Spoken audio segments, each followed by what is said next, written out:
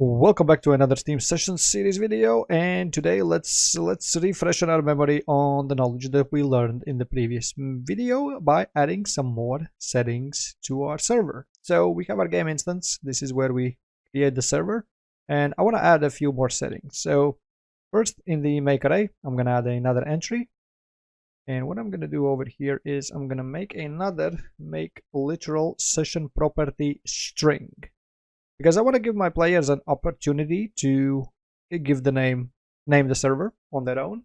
So I'm going to do server name, and the value is going to be the input from over here. We're going to rename this to server name. This is going to be a string.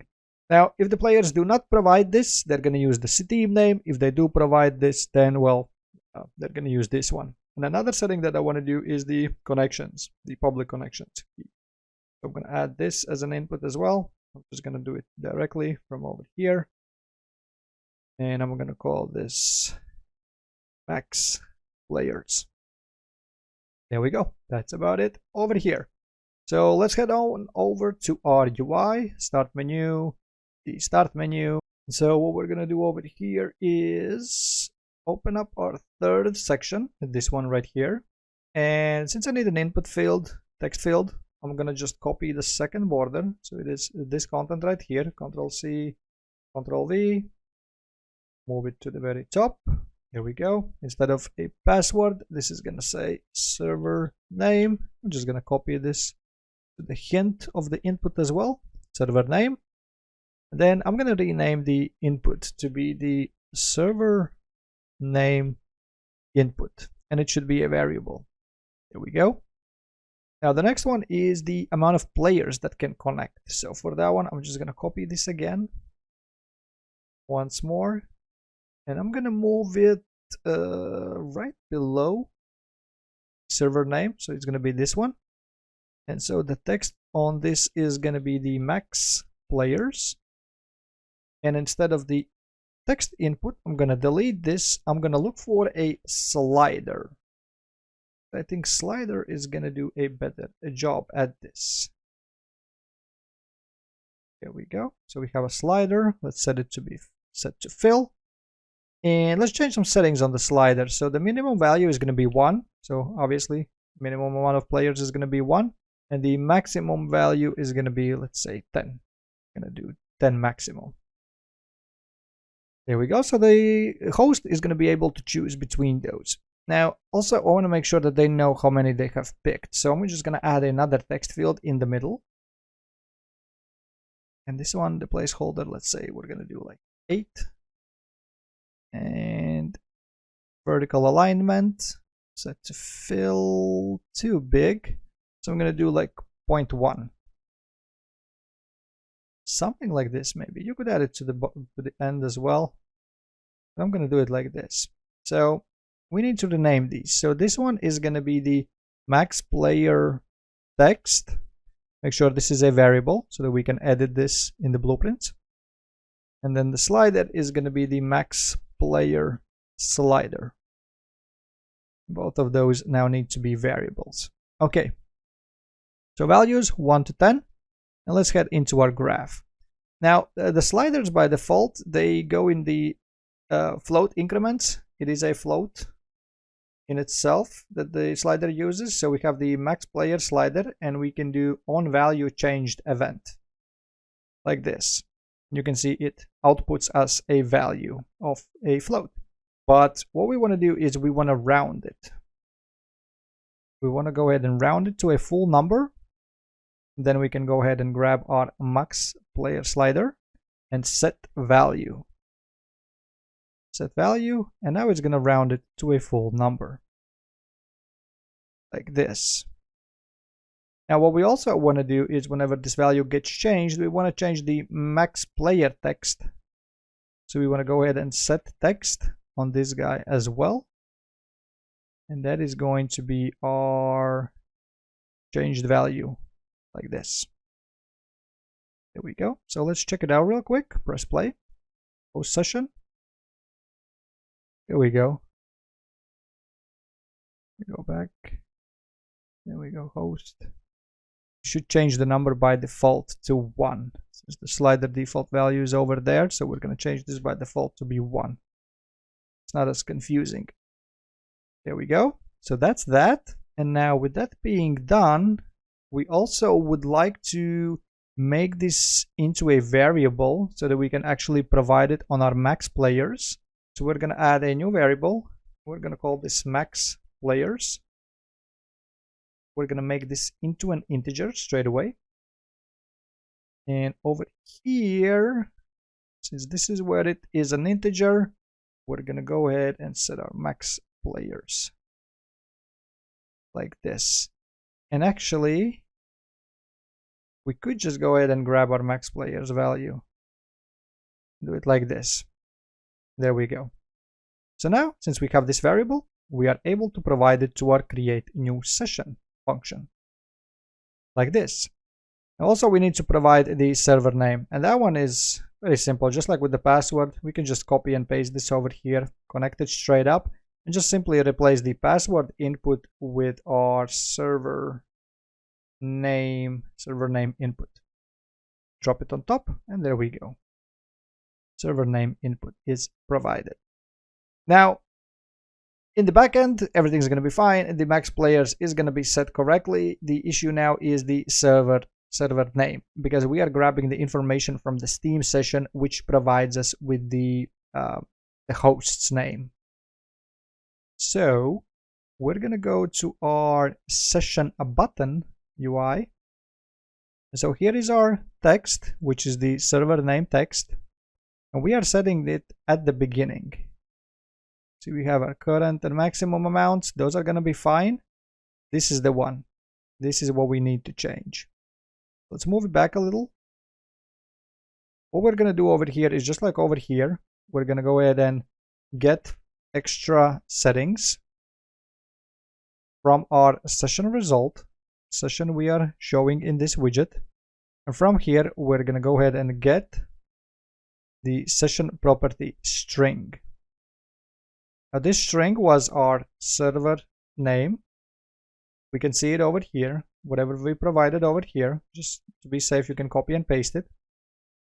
So if it is found, we want to grab this value and we want to check, is it empty? Right, that's the first thing that we're going to do. Is it empty? Now, if it is true, if it is empty, I'm going to go ahead and use the Steam player's name instead. Also, just in case if something has went wrong with this, if it hasn't been found, if you've made a mistake or it's a wrong type gathered or whatever, typos, human error, we're just going to connect these as well. Just to make sure that there always is some kind of a name over there so that players can recognize each other's sessions. Now, if it is false, if it is not empty, if it does contain something, then instead, we're going to set a different text, which is the one that the player provided. So we're going to do it like this instead. There we go. So now it's going to fully show us the session. So let's go ahead and check this out. So we're going to do play. We're going to host a session with a maximum of 5 players, and we're going to give the server a name, and let's call this my epic server. Host a session. Here we go. And let's find the session in the client.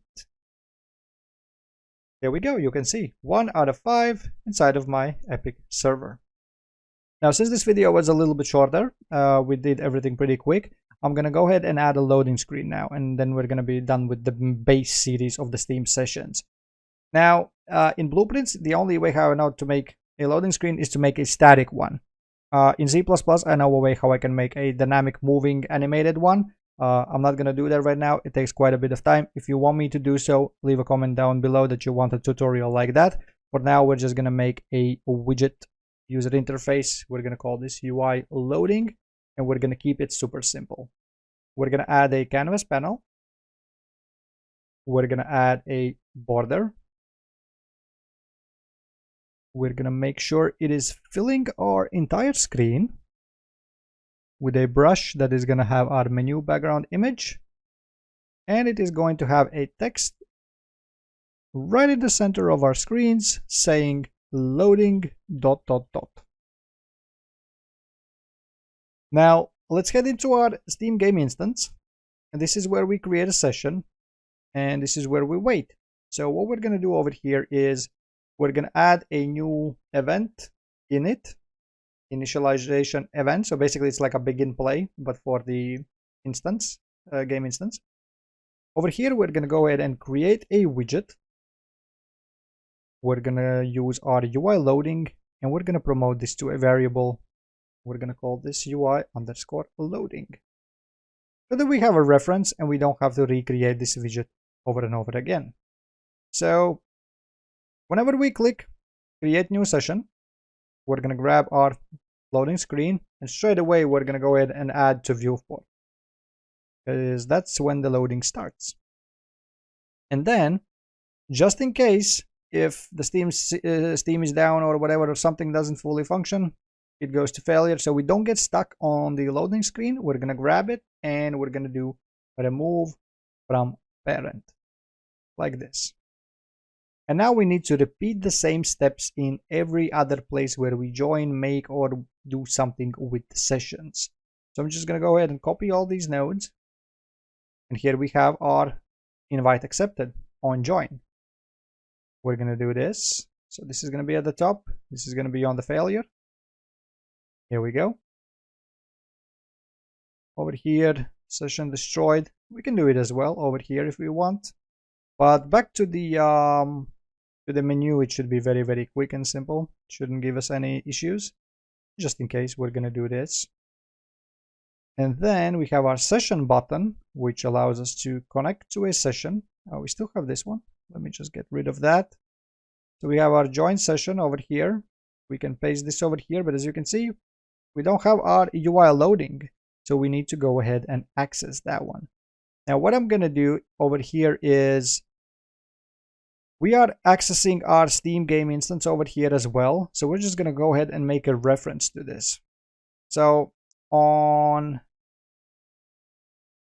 let's see, actually what we could do is inside of our start menu, this is where we could do so. Let's see, do we have any? Yeah, we're using the game instance over here as well. Everything else is fine. This one is not fully fine, but this is on event construct, so it is fine. So on event construct, before we destroy this, we're gonna go ahead and cast to our Steam instance, and we can just promote this to a variable like this, so we have a reference to it, and then we can go ahead and destroy the session like this. So what that means now is that on our host session, we can get rid of this, connect it directly like so, and use the reference like so. So we can get rid of that one. And also what I would like to do now is in our button, I want to make a new variable called game instance. And this is going to be our Steam game instance. Instance editable, exposed on spawn, and because we click those two, we can now right click in our start menu, refresh this node, and we have the input available. So we can now provide the Steam game instance reference. We don't have to constantly keep casting to it. Here we go. That's all of them over here. So we can now go inside of our Steam session button. And so we are casting over here. Instead, we can go directly over here, delete these, and use our game instance reference. Like so. So that's one. Now the next thing that we want to do is fix up our join session. So now we can grab our game instance, get loading UI, add to viewport, connect it at the top like so, and then on the bottom one, copy these two and do a remove from parent on failure like this. Now I'm just gonna copy all of this, get rid of these, and then add them to this one. Top one, the bottom one, and we should have our loading screens. These are all the locations that come to mind for me. I don't think I've done anything where they should be added more, but just in case if I made a mistake, well, now you can use this method in order to do so. So let's give it a shot. Press play, host session, 1 2 3 1 2 3, host session, loading, boom, we are in.